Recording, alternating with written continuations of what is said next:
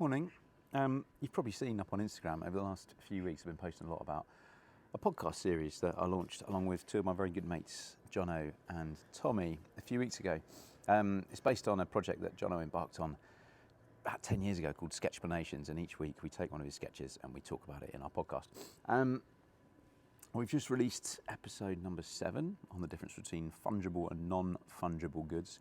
I thought I would reflect a little bit on how it's going so far.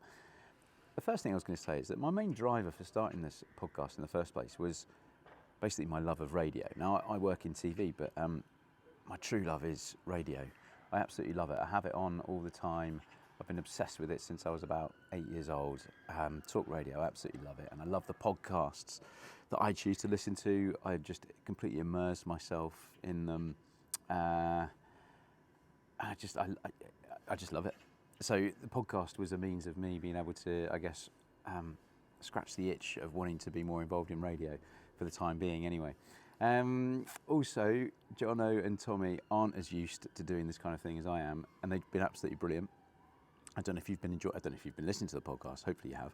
And if you have, I hope you've enjoyed their contributions as well. They both have their very own unique styles, and I really, really enjoy it. Something Jono said to me probably about 2-3 weeks into the podcast series being published about a kind of typical relationship that you'd have between 3 people in a conversation like this, where you'd have a host, you've got the expert, and you've got the fool. And without wanting to place any of us in those positions, I'm the host. I kind of present the podcast. Jono's the expert because we have him in there. He's done the research. He's created these sketches, which leaves Tommy as the fool. Tommy is by no means a fool, but in this relationship, that is the kind of role that he plays. That's definitely the role that I put him in. And it's funny how that kind of happened. So we're 7 episodes in now, and we've recorded quite a few more already, actually, but I'm putting them out every week. It started out as a bit of an experiment. We said we'd do 3 and see how we got on, see if we enjoyed it. And here we are, many weeks later. And in our minds, I think it's something that we'd really like to continue way into the future. Who knows how long? Which is nice for me. I love that. Because not only do I get to be involved in creating something audio, kind of that's akin to radio in some ways, I also get to have a lovely, fun and interesting chat with 2 of my best mates every week, which is fantastic.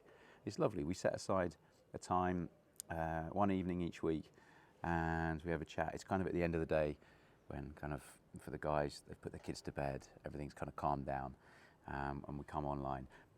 Well, that's another thing I was going to say. We chat for over an hour each time. It could go on more, but we know that what we're trying to create here is going to be less than an hour.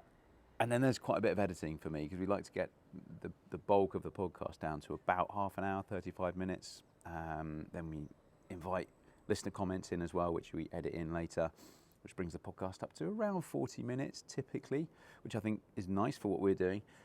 I'd say the main learning for me on this particular endeavour is that this takes a lot longer than I thought it was going to, but I'm very happy to invest that time.